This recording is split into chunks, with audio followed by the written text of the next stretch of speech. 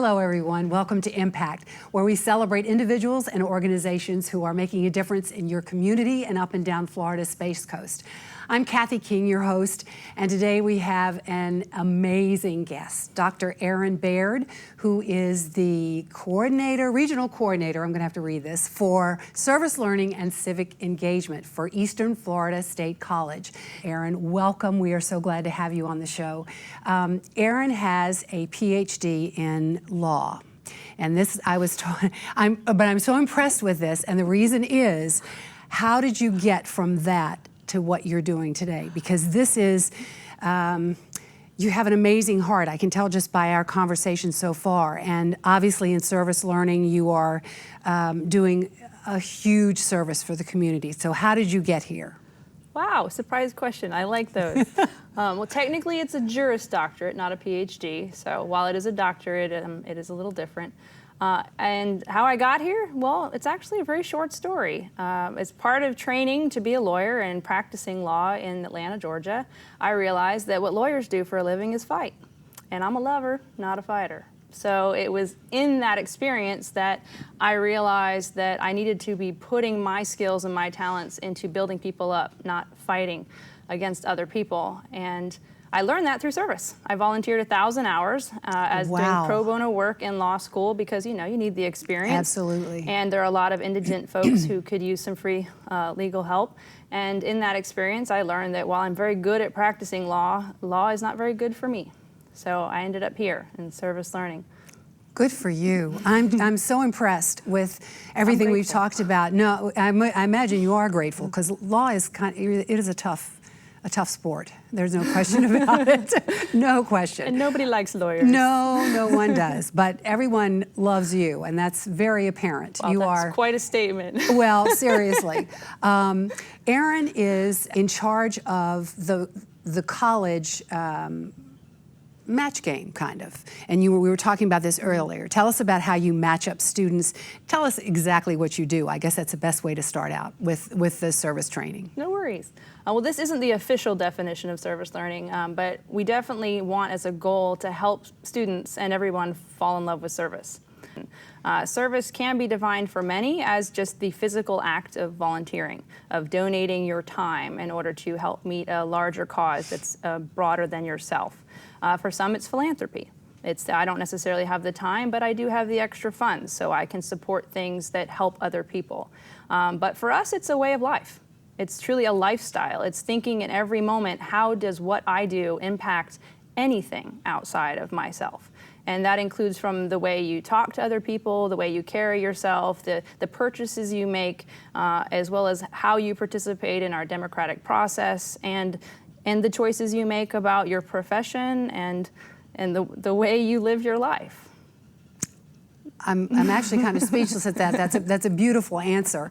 So let's go back to putting that service in gear for the college. I taught at Baird Christian School, and we had a lot of students come here for college, and they had the heart for service. And I know a lot of our Brevard community kids do, and ones that come from across the state have that heart. So how do you put them to work and match them with an organization? Yeah, we don't necessarily light the fire. We just help connect them with a way to make it a reality that serves not only those needs in the community, but themselves. And while service doesn't have to be selfish, right? Obviously, students in particular, and especially young students, are also looking for ways to grow as an individual and improve their resume and explore potential career options and earn some scholarship money. And so service learning is a way to do all of those things while simultaneously meeting some of the needs in the community that we all benefit from because we all live here in the community. So essentially, we help compile a list of opportunities through working with organizations. We work with at least 300 nonprofit or government agencies and organizations. And then we also help the students match their particular passions and vocational desires and their schedules and transportation needs, and of course their academic requirements with those opportunities. And then we document it for them. We help provide the paperwork, and then we call and verify that the hours have been completed and put those hours on their academic transcripts in addition to whatever use they are having for their academic coursework. Can you give us an example of a course that possibly, I know you said that you offered some courses, but that faculty offer courses for these kids to sign up and absolutely take their gifts and channel them in the right direction? Yes, as inspired as students are, they're often very busy people. And Yes. sometimes they need incentivizing. And we have at least 150 currently faculty members who in some way offer service learning as a part of their academic coursework, and sometimes it's a requirement. It's an essential assignment students have to complete. For many, though, it's an extra credit opportunity, a chance to... Which is that big light that's shining. Extra Right. credit, bring your grade up. Who We love doesn't that. like extra Exactly. credit? I wish I got it at work. But definitely it's an opportunity for them. And so the faculty incentivize it in whatever way they see fit for their particular discipline, but it's really offered in every discipline at the college. Wow. Yeah, and not necessarily every instructor, but at least there's an opportunity in whatever course you're taking that you might be able to apply service to it in some very beneficial way to yourself. We do have some programs that require it, usually in the health sciences, but it's not necessarily a general degree requirement for our AA students.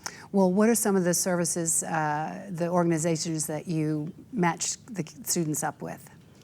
Well, the sky's the limit when it comes to nonprofits and government. So big Yeah. ones that everyone would know, but there are also some smaller ones that are in our community that have, some of them actually been founded here and have started here in Brevard. Yeah, well, and we do make some exceptions too. The nonprofit or government requirement, we make an exception, let's say, for privately owned hospitals, corporate hospitals, like Wusthof would be one of our exceptions. Students can volunteer there for a couple reasons. It's a huge human need to take care of people who are sick, but also because generally hospitals can't turn down people who come for help. So it is definitely an area of need, but any of the public libraries, public offices, public schools, and even private schools, because anything working with education or youth generally, our parks and recreation facilities, volunteering anywhere through county government, working with the zoo, working So it's with... wide open. It sounds just fascinating for the kids. I mean, I refer to them as kids, young adults, let's say young adults. Well, some of them aren't young. That's the great thing about working at a state Well, that's college. true. That's true. We get quite a diversity, and we have students all the time that come in that are grandparents, that are veterans who are looking God for a bless new them. career. That's wonderful. Yeah, absolutely. And many of the organizations we work with aren't so popular or well-known, and so we try to recruit students into those opportunities. Most students do know about the hospitals and the schools, and of course things like the soup kitchens or working with organizations like Habitat for Humanity, and of course the animal shelters. Those tend to be ones where students have already been familiarized with that need. But we do have some really small or obscure opportunities with housing for the homeless or Catholic charities where you can still meet a very critical need in the community, but you're working through a much smaller organization. I wish there had been programs like that when I was in school. I don't think there was anything even remotely like that, my goodness. So what basically you're doing is just providing positive attitude changes for these kids, and I think that that's hugely important. Give me a success story. Tell me something that has just warmed your heart and made it all worth it. That's our hope, that we have lots of success stories. Sometimes it isn't that way, but some of the ones that have truly transformed me are when students come back and they realize their own power. So I have tons of stories about students that can talk about the number of dogs they helped or the number of kids they read to or the way that the community benefited from their service. But where I see the most positive impact is when the students come back and they go, I did that.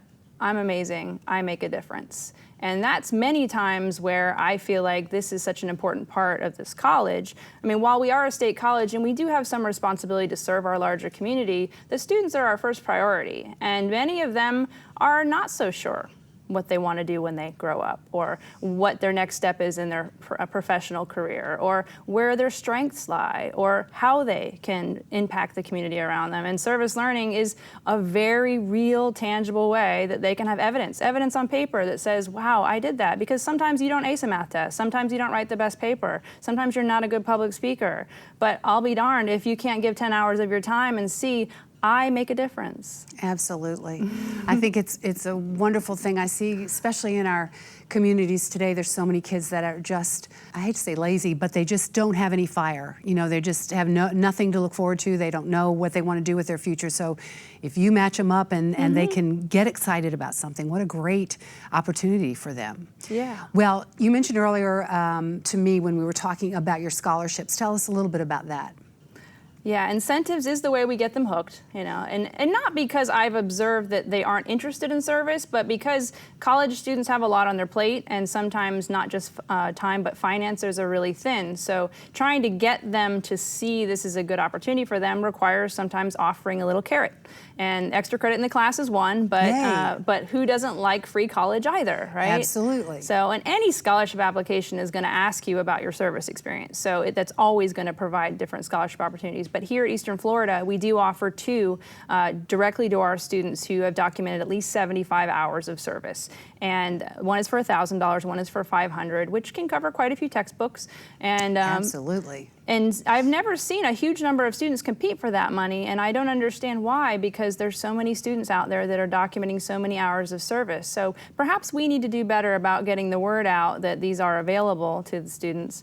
Of course, there are only two of them, but even students who don't earn money have recognition, which of course is invaluable when it comes to your professional resume and your academic resume. And we recognize every student who documents at least 75 hours of service while they're here at the college. Is that the average amount over, is this for a year, per course, per their entire college? How do you keep track of the hours?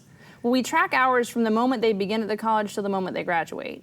Some of them are retroactive, meaning students don't find out about this opportunity until they've been here for a while. So we go back and put some of those past hours on, but we can't document any hours that they completed prior to beginning classes. But there is really no average. The 75 mark is what we came up with based on it actually being a regular part of their curriculum. So in order to get 75 hours in an academic year, you would have to do service in at least perhaps 2 or 3 classes over the course of an academic year, depending on what type of classes. But most classes require about 20 hours of service, whether that's for extra credit or for an additional credit hour. And our community involvement class requires 32 hours of service. Do the students sign up for more than one type of service, or is it generally just one specific thing that they decide that that's what they want to do? That varies as well. We have some students that are service hoppers. You know, they come in every class, they want to try something different, and then we have others that immediately find what they love, and they just want to be able to build up a level of expertise and familiarity and networking opportunities within that. That tends to be the case for students who go to the hospitals, especially because the hospitals do require a few more hours of service than most organizations because of the investment they put into their volunteers. Right. In the teaching on their point, in their side. That they do background checks and they have to pay for a TB test, and there's some, you know, training that's required and liability issues. So. Oh my goodness.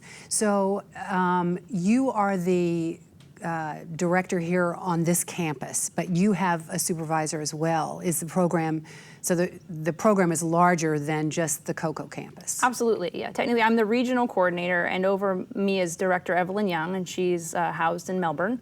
And I'm sure she wishes she could be here today because I know how much she loves videos. Hear that, Evelyn? I'm sure she'll watch it. No, she's probably very grateful. But definitely, we're a team. We're a 6-member team, and we couldn't do it without each of our members because we are our 4 brick and mortar campuses, and we do have over 3,500 to 5,000 students, give or take, every year that do document service through our program. So it's a lot of students to track and to work with, especially when they need one-on-one counseling about their experiences. And of course, Evelyn and myself, we also teach on the faculty the community involvement and human service experiences that are offered through this program. And what do you teach? That's the name of the class, the community service involvement? Correct. Community involvement is a second-year social science course. It's sort of like taking a sociology class combined with a a civics class. It's a very interdisciplinary course, but it requires 32 hours of volunteering for the students, and it really looks at the idea of what it means to be a citizen in a democracy, that balance between our rights and our responsibilities, and how engagement is essential for democracy to even exist. And through that exploration, we look at things like leadership and how we need leaders in order to have a functional society. Now, can we sign the whole county up for this program? Possibly the country. It would be a good program for us all to take. That sounds It is a great course. It sounds really interesting. Oh my goodness, I might have to sign up for it myself. You also mentioned that you were the president of Rotaract, and I find this fascinating. So tell us a little bit about that. Well, technically, I'm the advisor. The students are the officers. They run the club. It is a student-led club. That goes in the, that I can see that would be coming. Yeah, I'm the advisor from the staff faculty side, and essentially I just guide the students on their own journey in service. And it's a really great group of students, very diverse, of all ages and backgrounds, all majors. And depending on the year, we have 45 to 75 active members, and it is one of the largest, most active clubs in the entire college. The students are engaged in up to 100 service projects in any given year, and they decide which ones they want to do. I present them or invite them to certain opportunities, and they just vote on whether or not a service project is something that is conducive to their interests and their schedule. And we serve everything from the Parks and Rec to the Crosswinds Youth Services to the Children's Home Society to volunteering within our public school program and overseeing College Day, where the kids come over and tour the entire campus, including our television station here. But it allows students to engage in a variety of service projects in a way that they don't have to volunteer alone. Wow. So it's a little less intimidating because many times students go out and volunteer by themselves in the public school or in the hospital or at the zoo. And this is a chance for them to volunteer with a core group of friends, because we become friends very quickly, where they can learn as much as they can in that one project, but they don't have the pressure of having to continue to go back like a normal service placement. I love what you said about the kids discover that there is a bit more than just learning in the classroom, and their hearts become they become compassionate about a service. And do they fundraise as well? Is this a fundraising? Absolutely. Yes. We can document service hours for any student that does fundraising on behalf of one of the nonprofits, as long as it's supervised by that nonprofit or government agency. But Rotaract especially, and one of the most successful fundraisers they do is every year they do the Haunted Trail with Kiwanis Island, where they scare people out in the woods and they raise that sounds like fun. It is. And they raise so much money. I'm in it. I'm one of the guides. I guide the people around the trail. Oh my goodness. Yeah. That's my secret identity on the side. We won't tell anybody. But, no one will know.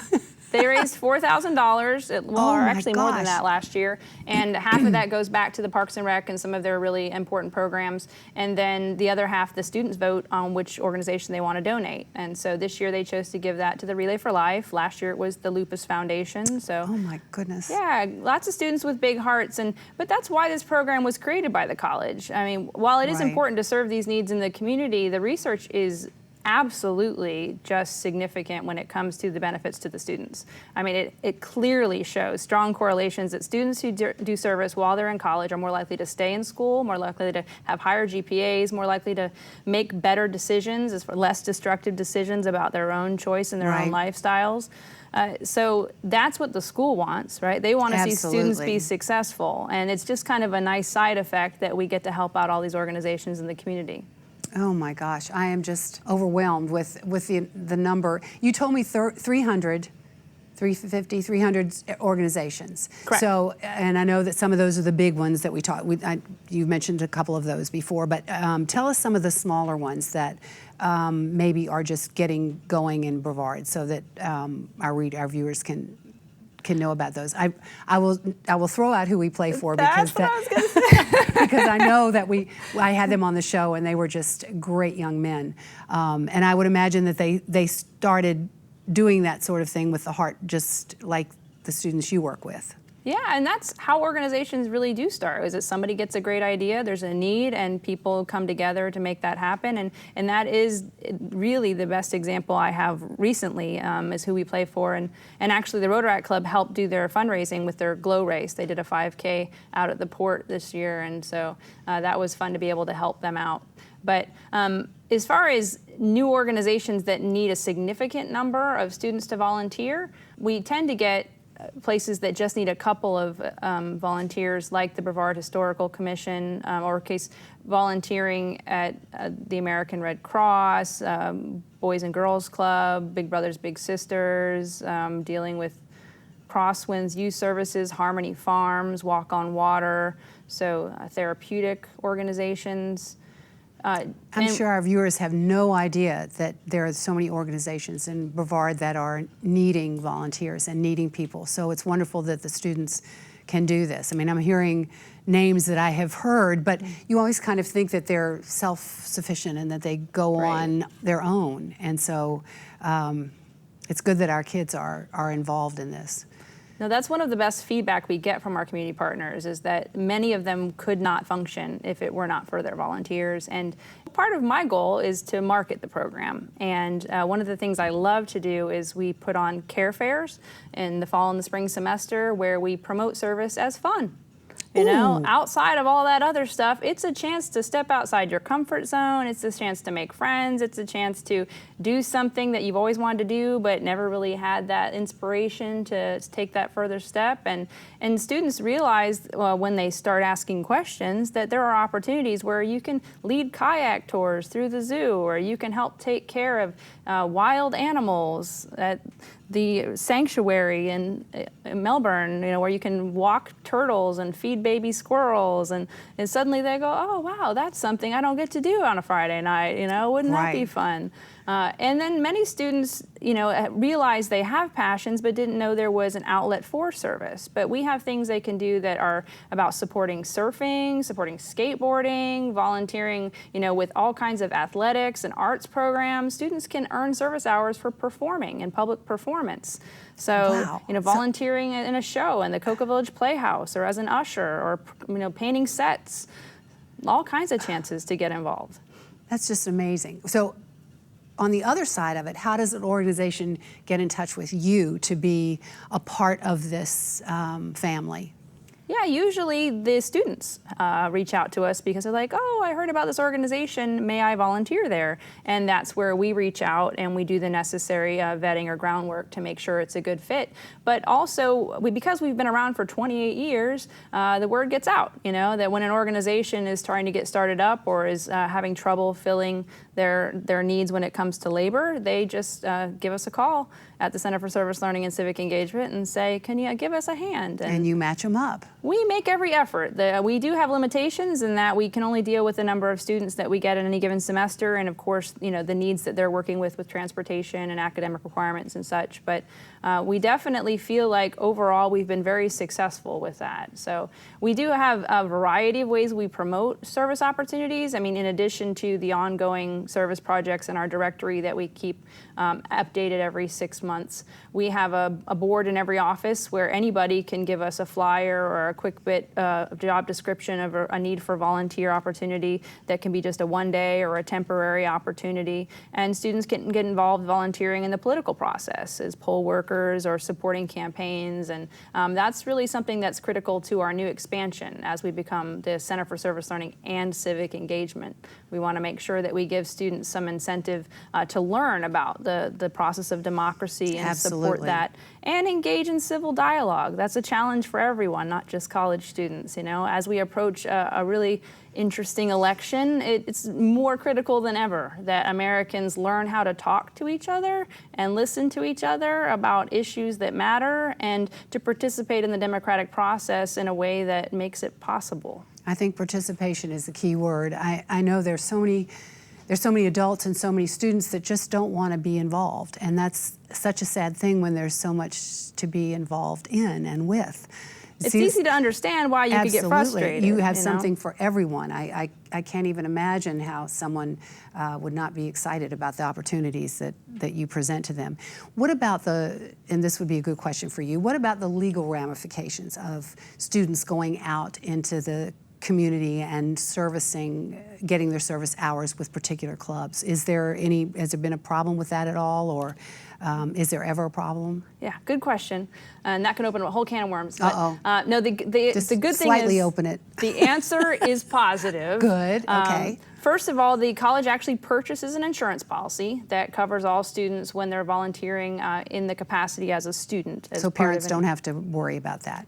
If they're volunteering on their own outside of a course or as part of their curriculum or degree program, we can still document those hours and they can purchase their own very inexpensive insurance policy if they're worried about that sort of thing. But as long as they're doing it as part of the course of their academic requirements, absolutely covered in our insurance policy, and in 28 years we have never had a claim. So we've That's never had an wonderful. incident where a student needed to pursue something like that. So yeah, it's good to know. There are a lot of concerns that people would worry that you're putting thousands of students out into the community with very little oversight. How can you possibly guarantee their safety or that they won't create problems? Because you can't keep an eye on them. Oh, impossible. But for the most part, the system works. It's a partnership, and we've met and worked with these community partners, and we prepare the students for what their expectations are before they go out there. And these are students who are in college because they want to be better people. They want to improve their lives, so their incentive to do well is already in place. Absolutely. Well, so it's for their own betterment, and they should know that. They accept that and come to you for the best opportunity in the world. I can only imagine. Tell me about I know you never had any failure stories, so another success story, just so that our viewers I want to hear about the kids that come back and say, I can do this, guess what I did, this is me, and there must be a lot of those. Absolutely. In fact, that's the hard part, is picking one. But we've had many students that go on to start their own nonprofits or to become employed by the nonprofits that they were volunteering directly for or through that experience.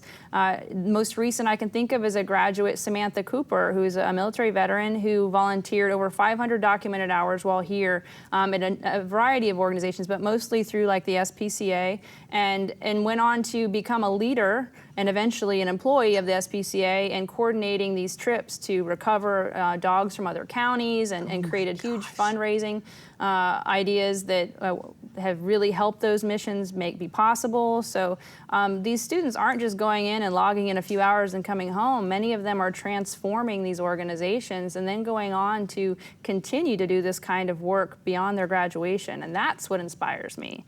That is a transformation for these kids. Oh my gosh. Well, I wish we had more time. I'm just fascinated, Erin, by all that you've told me. As you could see, I was kind of speechless at times thinking about the opportunities here. For those of you who joined us this week, thank you so much for being a part of iMPACT. I am Kathy King, and I just really want to thank Dr. Erin Baird, who is, again, the Regional Coordinator for Service Learning and Civic Engagement for Eastern Florida State College. It's been a real pleasure having you on the show. Thank you so much. My pleasure. I hope that you all will join us for our next segment of iMPACT, and have a wonderful week. More information about this program is available online at millermediagroup.org.